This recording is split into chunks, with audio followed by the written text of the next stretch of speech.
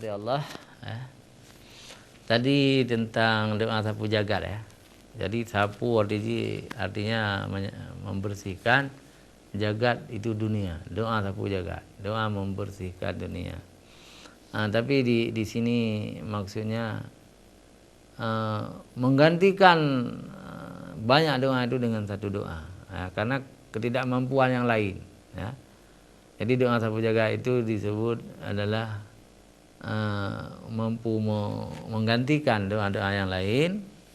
Yakni ayat Al-Quran, Rabbana atina fid dunya hasanah wa fil akhirati hasanah wa qina adzabannar. Ya Allah, ya Tuhan kami, berilah kebaikan kami di dunia dan berilah kebaikan kepada kami di akhirat, dan lindungilah kami dari siksa api neraka. Itu boleh dibaca di mana-mana. Dibaca di mana-mana, pengganti doa yang lain. Kalau memang yang lain tidak bisa. Itu doa sapu jagat, istilah orang-orang naik haji itu. Pemirsa TV yang dirahmati Allah, kita lanjutkan baca SMS karena alhamdulillah sudah banyak yang masuk. Assalamualaikum Ustaz. Bagaimana kalau anak kita sudah terpengaruh dengan narkoba? Bagaimana kita jauhi narkoba? Bagaimana kita taklid mazhab di Mekah kalau kita sedang naik haji atau umrah? Baik, siapa hamba Allah ini ya, tidak ditulis nama juga ya. Jadi kalau anak-anak sudah terpengaruh narkoba langsung harus direhabilitasi. Minta aja anak kita itu ke daerah, antar ke daerah atau tempat-tempat rehabilitasi.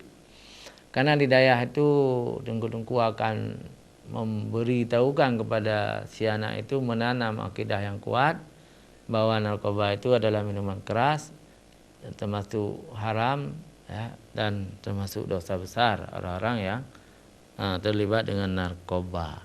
Jadi harus ada orang lain. Kalau kita ajar sendiri mungkin tidak bisa masuk kepada anak-anak kita. Tetapi ketika diajarkan oleh dengku-dengku di daerah, itu barangkali masuk dalam otak anak itu, dan anak-anak itu akan menjadi anak yang baik, akan meninggalkan narkoba. Bagaimana taklid mazhab lain di Makkah, gitu ya, atau disebut dengan talfik ya, menukar mazhab di Makkah. Saya pikir 4 mazhab ini harus saling mengisi lah ya.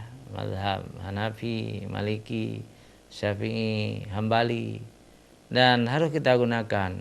Di mana yang lebih ringan waktu itu harus kita ambil dari 4 mazhab ini, kita ambil yang lebih ringan. Misalnya di dalam mazhab Syafi'i, kalau menyentuh kulit perempuan itu kan bisa batal wudu ya, batal wudu.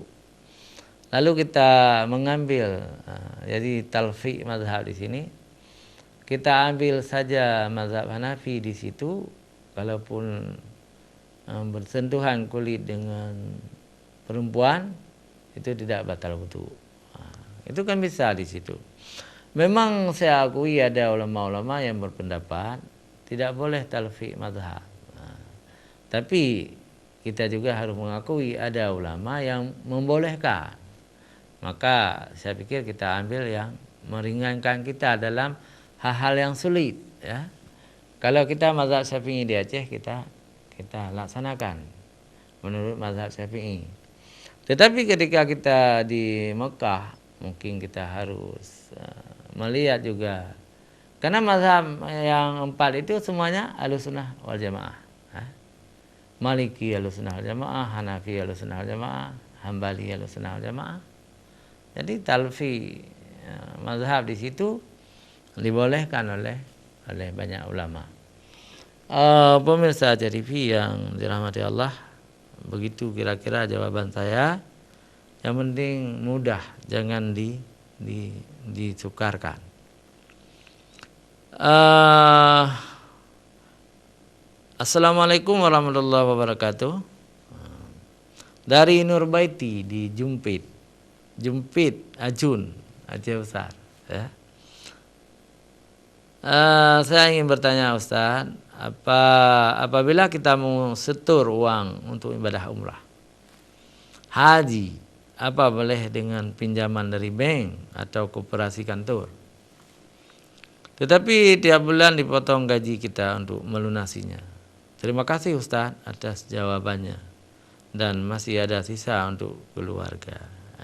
Jadi sebenarnya itu boleh dan banyak orang melakukannya dengan jaminan, misalnya seseorang itu ada gaji, dia apakah ibu guru sekolah, pokoknya dia itu pegawai negeri dan mampu membayar, walaupun dia sudah naik haji, pulang dari haji pun mampu membayar utang yang dipinjam.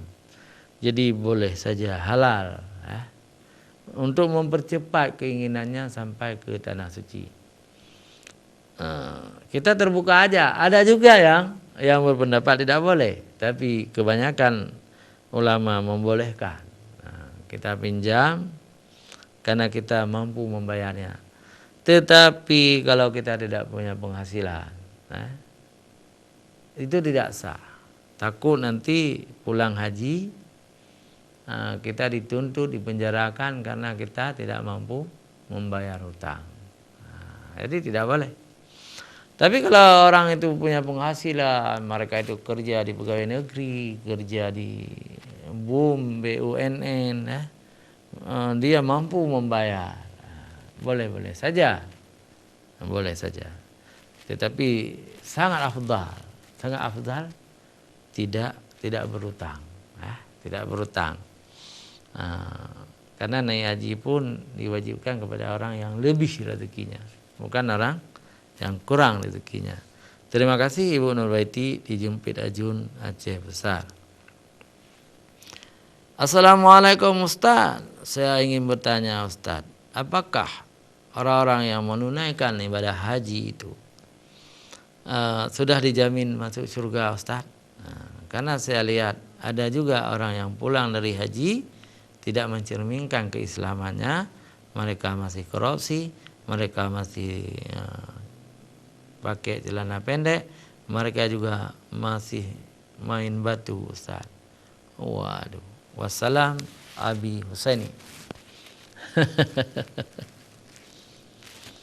Abi Husaini.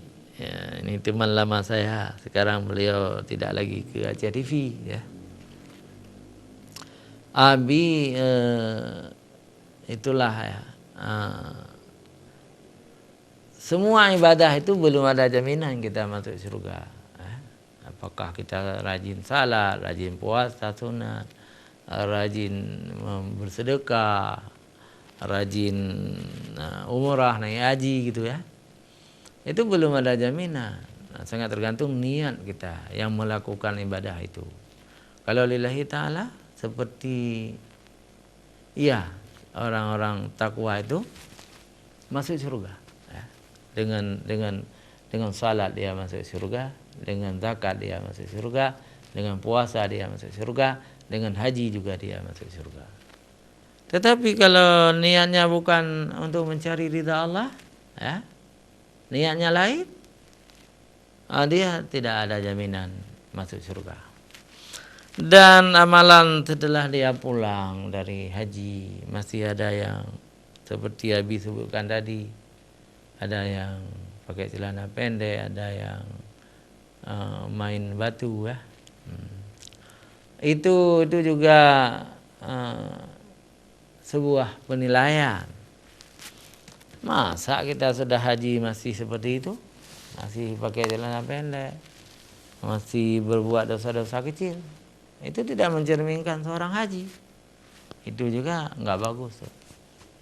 Tapi peliharalah diri, jaga martabat. Kita sudah haji, kita sudah melihat Ka'bah, kita sudah mencium Hajar Aswad, kita sudah melihat makam Rasulullah, kita sudah lempar jumrah. Jadi pulang ke tanah air, ya, kita harus menjadi contoh teladan bagi saudara-saudara kita yang belum menunaikan ibadah haji. Baik, sangat menarik memang ya. Terima kasih semuanya. Assalamualaikum Ustaz, saya Ibu Munira. Saya ingin bertanya Bapak, apakah orang-orang yang berniat menunaikan ibadah haji tetapi belum sempat ke haji, beliau itu meninggal dunia, apakah Allah memperkenalkan dia sebagai orang yang sudah menunaikan ibadah haji? Ya, ini Ibu Munirah ya. Jadi Ibu Munirah, insyaallah ya, insyaallah orang-orang yang sudah menyetor dana haji,